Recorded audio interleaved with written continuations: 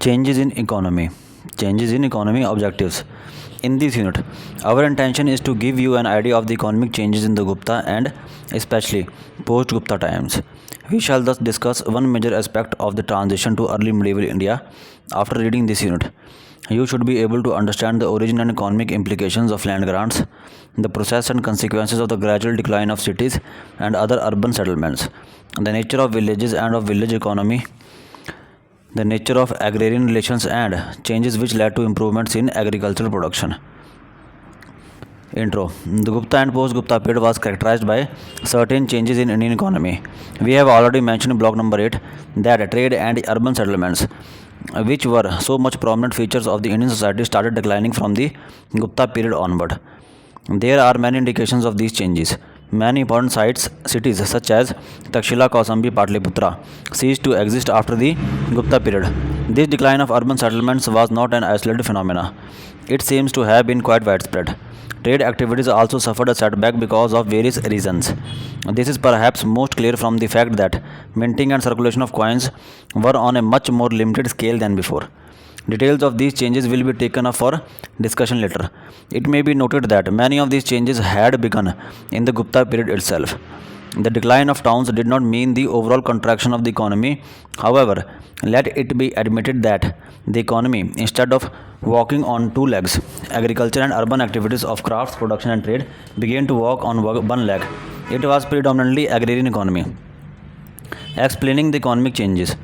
How does one explain these changes? According to the assessment of some historians, the crucial element in the chain of developments was the system of land grants. Land grants grew in number in the Gupta and especially post-Gupta times and became widespread throughout in the country. Land grants were made to Brahmins and religious establishments like temples and monasteries on a large scale by kings, chiefs, members of royal family, and their feudatories. Earlier, the Satavahanas in the Deccan had given away only revenue rights. From the 5th century onwards, not only were the revenues of the donated lands transferred to the donee, but the mines and minerals in the said area also transferred. The donated land, villages were exempted from the interference of soldiers and royal officials. Finally, kings and princes were made over to the Brahman donees, even the right to punish all offences against the family, private property and person, with the privilege to enjoy the fines thus received. The frequency of grants to different categories of officials for their services to the state was much less than the religious grants. Contemporary Dharma Shastra literature recommended the grant of land or of revenues therefrom to state officials in lieu of their salary. However, the actual evidence of such non-religious grants are not many in the period under discussion. Their numbers increased in subsequent times, that is, 9th to 10th centuries. These grants were accompanied by concessions and rights similar to those mentioned in the religious grants to Brahmins, temples, and monasteries.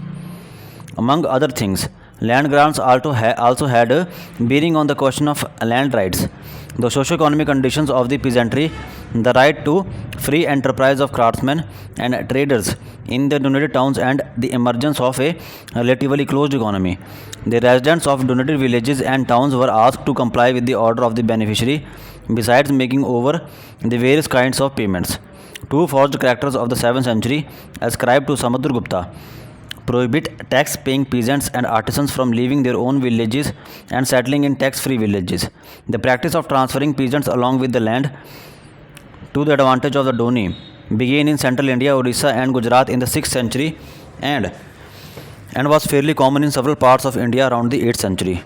Moreover, artisans and merchants too were tied down to their habitations to serve the local clientele and masters. In the Deccan and South India, artisans were made over to the temples and monasteries. Huin Sang also provides evidence for such donations. The conditions of the merchants was in no way better. A few charters of the 6th to the 8th centuries from the Western Deccan refer to restrictions under which merchants were required to function. The attachment of peasants, artisans, and merchants to their prospective settlements and restrictions on their movements created an atmosphere of which the emergence of a closed economy was the natural result. Decline of trade. One of the conspicuous economic changes in the Gupta and post-Gupta period was the decline of trade, both internal and external. Indian foreign trade registered a peak during the post-modern period when India traded with the Roman Empire, Central Asia and Southeast Asia. However, commercial decline set in during the Gupta period, and it became more pronounced by the middle of the 6th century AD. The inflow of Roman coins into India stopped after the early centuries of the Christian era. Other evidences suggesting contact with the Western world are also absent. Further, the Roman Empire itself broke up at a later date. The emergence of the Arabs and Persians as competitors in trade did not augur well for Indian merchants. Some Byzantine coins ranging up to the 6th century have been found in Andhra and Karnataka, but numerically they cannot be compared to the rich hoards of the early Roman coins. Silk and spices were important items in the Indo-Byzantine trade. The Byzantium, however, learned the art of growing silkworms in the middle of the 6th century AD. Consequently, the silk trade was badly affected. The migration of silk weavers from Gujarat and their taking to other vocations acquires meaning in this context. Gupta ties with Central Asia were also weak. Whatever little remained of the contacts with Central Asia and Western Asia were completely wiped off by the Hun invasion. It is said that the coastal towns of India carried on some trade with countries of Southeast Asia and China. However, this interaction does not appear to have been of any intense kind. There is evidence for the spread of many cultural influences from India to Southeast Asia in early historical and early medieval times, but there is no evidence of pottery, coins, or other objects of this kind on either side to suggest robust commercial interactions. Earlier, India had carried on trade in beds and some other items with some areas of Southeast Asia, but after the 4th century AD, there is no evidence of such trade. Not much can be made out of the Indian delegations to China. The number of such missions registered a declining trend from the 6th century onwards. Besides, the reported Chinese coins and Celadon were from Tamil Nadu are placed in the 9th century or later, and prior to that, we have no other material remains to suggest any kind of Indo-Chinese trade. Decline of trade was not just limited to the foreign trade. Long distance internal trade too suffered owing to the weakening of links between coastal towns and the interior towns and the further between towns and villages. The decay of towns and shrinking in urban commodity production and the decline of trade were related problems. The decline of the status of traders and merchants in society during this period also indicates the falling fortunes of trade and commerce. The rise of numerous self-sufficient units dominated by landed beneficiaries also had adverse effect on trade. In fact, the Katha Sarita Sagar, a later work, suggests that traders moved through forests to avoid the multiple payments of duties. Sea voyages and long-distance travels were taboo. Such attitudes surely did not promote the cause of trade. This, however, is not to deny that trade in basic necessities such as salt, iron artifacts, etc. continued. These essential commodities are not available everywhere. Moreover, some long-distance trade went on in prestigious, expensive luxury goods such as precious stones, ivory, and horses. There was a demand for such commodities among the aristocracy, chiefs, and kings. It thus seems that for quite a few centuries, large-scale organized trade was replaced by itinerant petty traders, peddlers, and trickle trade. Paucity of coins. Decline of commerce is demonstrated by paucity of coins in the post-Gupta period. Gold coins, which were so abundant during the periods of Kushanas and of the Guptas, went out of circulation after the 6th century. The absence of silver and copper coins also attracts attention. It may be mentioned that the percentage of gold in the Gupta gold coins was constantly falling, and that the gold content of the later Gupta coins was only half of that of the Kushan coins. Further, in terms of quantity, the coinage of the Gupta period does not compare well with those of the early Christian centuries. The epigraphic references to coins during this period do not amount to much in the absence of actual finds. The coins of Harshvardhan are too meager, and the Rashtrakutas and the Palas, who came to power in the Deccan and Bengal respectively in the 8th century, issued no coins. Metallic currency was absent in most parts of northern India, Bengal, Odisha, central India, and the Deccan. What was true of these regions also holds good for South India. Various studies also indicate the almost total absence of coin molds and commercial seals in the said period. However, in contrast to the general situation in most parts of the country, the Punjab region and northwestern part of subcontinent has yielded numerous coins up to 1000 AD. Besides, coin finds have also been reported from Kashmir. It has been argued by some historians that earlier coins served the purpose of currency in later period and rendered the issue of fresh coins unnecessary. However, The period under discussion was characterized by unprecedented agrarian expansion, and this alone would have normally necessitated more metallic money. Further, coins were an expression of sovereignty. Unless the compulsions were serious enough, no ruler would have willingly foregone the privilege of minting coins in his own name. The decline of trade and the grant of land to high functionaries in lieu of money payments did away with the need for coins. Moreover, there is evidence for barter and the use of cowries as a medium of exchange in daily transactions. Decline of towns. Decline in trade, paucity of coins, and absence of coin molds and commercial sales indicate economic decline and fall in demand for finished products. Towns, which were active centers of craft production in the post-modern period, experienced decay and desertion. The pre-Kushan and Kushan towns in North India and those associated with the Satavahanas in the Deccan began to decay from the middle of 3rd century or the 4th century. What was true of northern India, Malwa and Decca was equally true of southern India. Actually, urban decline took place in two phases. The first coincided with the rise of Guptas during this period. Sites such as Sangol, Hastinapur, Ataranji Kheda, Mathura, Sonkh, Sravasti, Kausambi, Khairadi, Chirant, Tamluk, etc. in the upper and middle Gangetic plains experienced decline. Early prosperous centers such as Ujjain, Nagar, Pauni, Ter, Bhokardan, Nasik, Pathan, etc. spread over Rajasthan, Madhya Pradesh, Gujarat, and Maharashtra witnessed similar trends. Arikamedu in Tamil Nadu and the Satavahana urban centers in Andhra Pradesh and Karnataka were no exception to this phenomena. The habitational deposits of the 4th, 6th centuries at all such sites are thinner compared to those of the earlier centuries and yielded poor and lesser material remains. The Gupta layers at many sites exhibit the use of raw materials like bricks from early deposits. The spatial spread of urban centers and the available civil amenities were nowhere near what it was earlier during the Kushan period.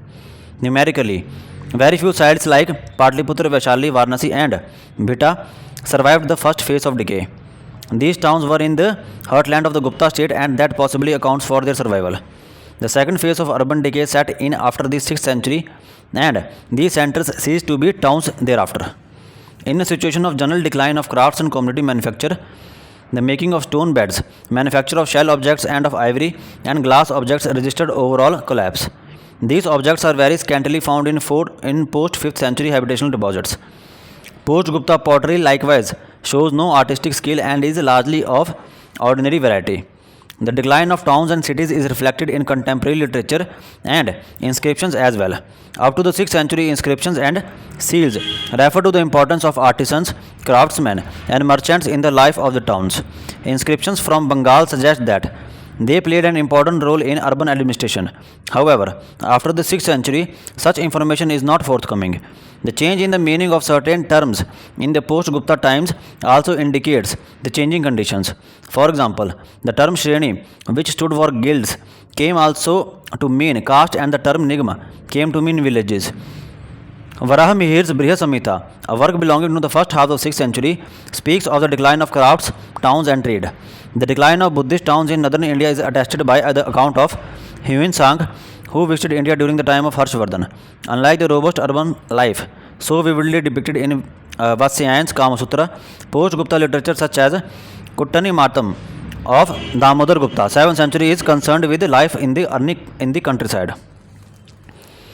All settlements, however, were not rural. In the post-Gupta period, non-agriculturist settlements appeared as seats of administration, military garrisons, and religious or pilgrimage centers. Military camps are referred to as Skandharva in the inscriptions of the 5th to 8th centuries. There is evidence to suggest that certain towns continue to survive as a result of their conversion to centers of pilgrimage. All these non-agriculturist settlements, variously known as Pura, Pattan, Nagar, and Rajdhani, were centers of consumption and not production. Agrarian expansion. The epigraphic evidence that we have for the Gupta and post-Gupta times suggests agrarian growth and rural expansion on an unprecedented scale. The patronage extended by kings, princes, and chiefs to agriculture, improvement in irrigational facilities, increasing knowledge of agricultural sciences, etc., were some of the causative factors which strengthened rural economy. Decline of towns may have led to the migration of a number of skilled artisans into the countryside. Some of them even changed their vocations. The dispersal of technical skill along with artisans and craftsmen into the countryside stimulated agrarian growth. Land grants in tribal frontiers brought virgin land under cultivation. About 50 ruling powers were in existence in the 5th to the 7th centuries in the Deccan and central India. They were spread over Maharashtra, eastern Madhya Pradesh, Andhra, Odisha and Bengal. The various new ruling dynasties in this region issued their own land grants, which indicate the existence of officials, army men, etc. in their kingdoms. Each of these states depended on revenues from land and agriculture. In fact, in post-Gupta times, agriculture constituted the basis of the state. Thus, the rise of states in such areas in which states were absent earlier presupposes agrarian expansion and the spread of village economy. Numerous villages with Sanskritic and non-Sanskritic names came up in this period. Contemporary literature presents a vivid account of village life and reflects the richness of rural settlements. The Skand Purana mentions numerous villages region-wise. Similarly, texts belonging to a later period deal with the establishment and spread of rural settlements in western and southern India. The land grant charters themselves record innumerable village names in post-Gupta times. These include names of older settlements. However, new ones too emerged on a large scale. We come across village names not only when such villages were dominated, but also when other villages were mentioned as boundaries of dominated villages. Advances in agricultural knowledge and technology. The increasing concern with agriculture can be seen in detailed instructions regarding agriculture in the Briha Samhita, Agni Puran, Vishnu Dhar Muttara Puran and Krishi Prashara. The importance of manure for crop cultivation is clearly laid down in the Harsh Charita. It is mentioned that cow dung and refuse were used for manuring the fields. The Harsh Charita also speaks about different types of cultivation: plough cultivation, spade cultivation, and slash and burn cultivation. The attention paid to agriculture by rulers and landed beneficiaries can also be seen in the detailed description of the plough and the improvement in irrigation techniques. The popularity and wide prevalence of the land measure called Hal during this period underlines the significance of the plough. The Kashyapiya Krishi Shukti, the Kashyapiya Krishi Sukti, a text whose core is placed in the 8th-9th century, deals with all aspects of agriculture at length. From the last centuries of the first millennium AD onwards, we have texts which suggest different methods for the treatment of plants and animal diseases.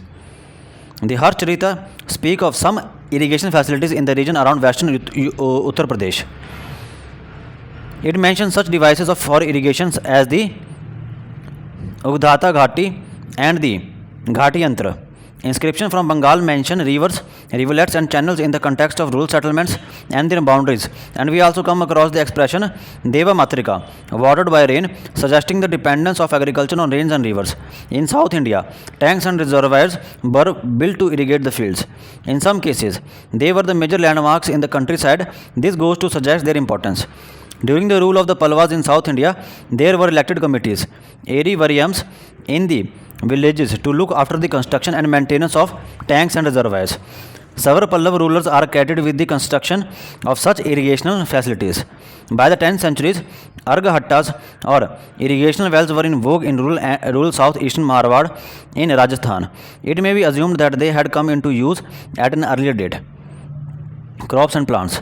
Varieties of cereals including rice, wheat and lentil, legumes, vegetables and fruits are mentioned in the Amar Kosh, which is dated to the Gupta period. People possessed the knowledge of fruit grafting, as is evident from the Briha Samhita. Hyun Sang mentions varieties of rice, mustard, ginger, numerous vegetables and fruits. The Harsh Charita similarly provides a good account of crops and plants. We come across references to different types of rice, sugarcane, mustard, sesame, cotton, wheat, barley and pulses. Various kinds of spices such as turmeric, clove, black pepper and ginger were also grown. Vegetables such as gourd, pumpkin, cucumber, beans, garlic, etc. were produced. Among fruits, one may mention coconut, areca nut, jackfruit, oranges, mahua and mango. Bitter leaf was also grown. Some of these plants and fruits are also recorded in the inscription of the period. Ban's Harsh Charita had a wide geographical canvas, and in addition to the upper and middle Gangetic plains, it included descriptive details about Assam, Bengal and central India. Therefore, we come across references to bamboos, cotton plants, loads of flax and hemp bundles in central India and cane, bamboo and silk in the context of eastern India. In the Pallava and Chalukya territories, roughly spread over Tamil Nadu, the western Deccan and parts of Karnataka, rice, millets, ginger, gingerly, and sugarcane were cultivated. The fruits that were grown included plantain, jackfruit, mango, and coconut. Unmistakably, the number and variety of crops, fruits, and vegetables are striking. The presence of Brahmins and artisans in rural settlements, land reclamation, certain changes in technology, and the expansion of irrigation facilities stimulated the proliferation of crops and plants. The consequence of all these developments was unprecedented growth of rural economy. Rural settlements. The above mentioned developments took place in rural settlements in early medieval India. Gram was the usual term for villages. However, all rural settlements were not of the same kind. We come across the terms denoting different kinds of rural settlements. Pali normally meant a tribal village. The expression Pataka stood for a part of a village. It was a kind of hamlet with a name of its own, but actually formed a part of a larger village. The rise in the number of Patakas within the same village boundary evidently suggested the extension of agriculture. Settlements of herdsmen was called Ghoshas. However, it may be remembered that these terms representing different types of settlements were not always unchangeable categories. With the spread of agriculture and Brahminical culture, tribal hamlets too changed in character. Further, owing to the convergence of several factors, some villages could become meeting points for a group of rural settlements and develop into larger settlements. In fact, from circa AD 900 onwards, some settlements thus developed into urban centers. It may be mentioned that the names of the settlements did not always reflect such changes. Even after a village settlement had grown in size and changed in character, earlier villages named continued to be in use. Villages could also be divided on the basis of the Sanskritic and non-Sanskritic names. While the non-Sanskritic names may suggest the gradual transformation of a tribal hamlet to agricultural villages, the Sanskritic names reflect the spread of Brahminical culture and ideology. What constituted a village? Generally, a village comprised the habitat, that is Vastu, cultivated land, Kshetra, and uncultivated land. The last category included pastoral land, that is Gochara, woods and forest. The issue of village boundaries, however, is problematic because they could not have always been well defined. Settlements, as we know by now, could always grow and expand. At times, village boundaries could coincide with natural boundaries like rivers and or hills. But in instances where settlements were contiguous, the spatial limits of a village could be specified by referring to the adjoining villages. A large number of copper-plate charters of the post-Gupta period while recording land grants describe various types of lands, which include cultivated, uncultivated, high, low, waterlogged, marshy, grassy and forest land. The productivity of the soil and the quality of the land seem to have been on the basis of such elaborate description of the types. Such elaborate descriptions of various types of land also suggest growing importance of agriculture and animal husbandry. Villages donated to Brahmins came to be known as Brahmadeyas and Agraharas. Villages which were donated to and inhabited by Brahmins were Brahmadeyas. Agrahara villages, although they were inhabited by Brahmins, were associated with non-Brahmins as well. The proprietary right of such villages, however, belonged to the Brahmins only. In South India, such villages were also known as Mangalams. Both types of Brahminic settlements in South India can be distinguished from the non-Brahminic ordinary villages at the level of administrative and social organization. While the Sabha represented the Brahminic settlements, the Ur represented the ordinary village settlement. It is difficult to work out the ratio between the two types of settlements for any part of country. Ordinary villages, as we know by now, were being frequently donated to Brahmins. Nevertheless, it may be said that the donated villages formed only a part of the total number of rural settlements. New pattern of agrarian relations. We shall now discuss the main features of agrarian relations which developed in the early medieval period. Obligations of the peasant. Land grant charters bestowed the beneficiary with superior rights over and above those of the inhabitants in the donated villages. The donee was entitled to collect all kinds of taxes. He could collect regular and irregular taxes and fixed and unfixed payments. The list of taxes in the inscription end with the expression adi, meaning etc., which could be used to advantage of the landlord when necessary. The donees enjoyed these exceptional advantages in addition to such regular taxes as bhag, bhog, kar, uparikar, hiranya, udrang, halikakar, etc. In fact, the peasantry in early medieval India was subjected to an ever-increasing tax or rent burden. The Vakataka grants list 14 types of dues. The Palwa records specify 18 to 22 of them. By the turn of the first millennium AD, the number of taxes increased enormously. The superior rights of the beneficiary in land are clear in the charters belonging to the northern Maharashtra, Konkan, Madhya Pradesh and Gujarat in the Gupta and post-Gupta times. The donis were empowered with the right to evict the peasantry at will and to replace them with new peasants. From the 7th century onwards, grants give away water resources, trees, bushes and pastures to the doni. The trend accelerated after the 10th century. The transfer of these resources to the doni not only affected the peasantry of the donated villages adversely but also strengthened the power of the donis.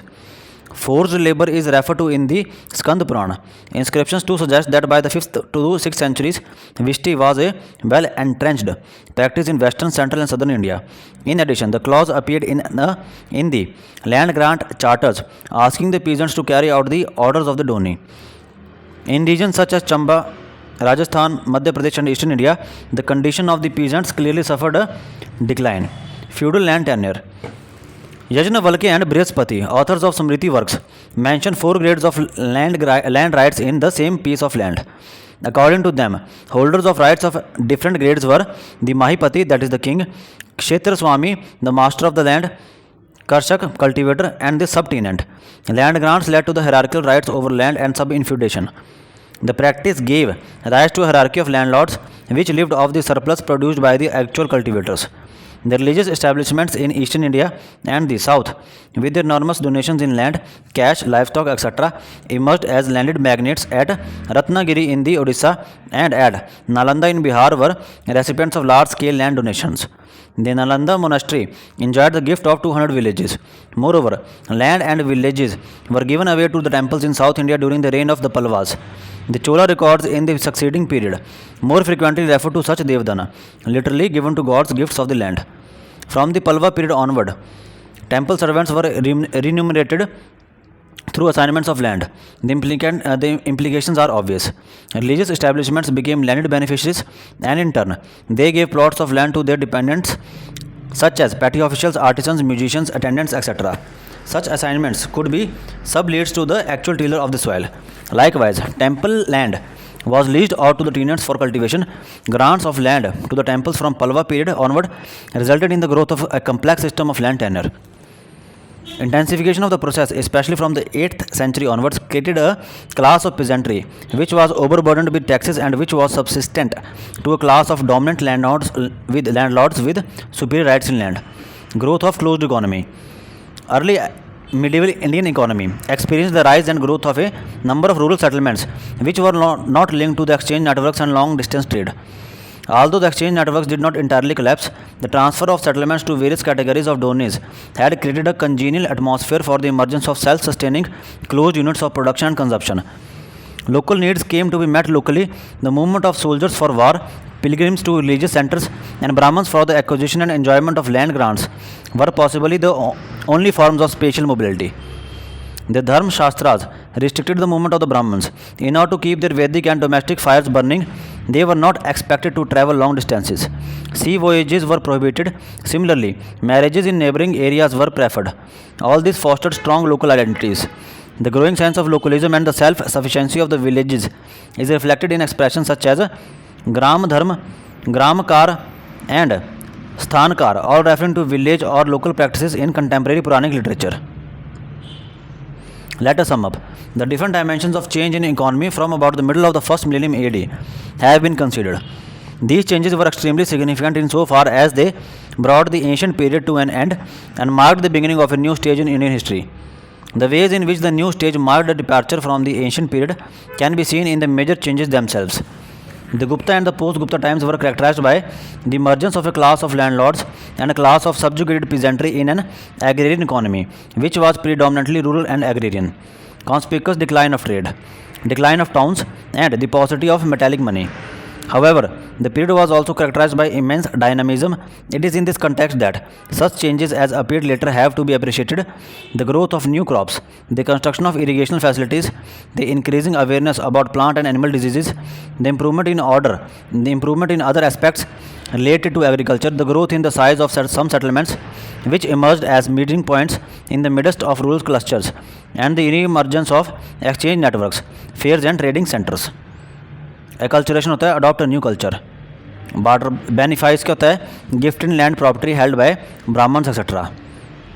Beneficiary charter होता है deed conveying grants of rights. Donee होता है recipient of grant. Exotic होता है introduce from abroad. Itinerant होता है travelling from place to place. और peddler होता है ट्रैवलिंग सेल्स पर्सन।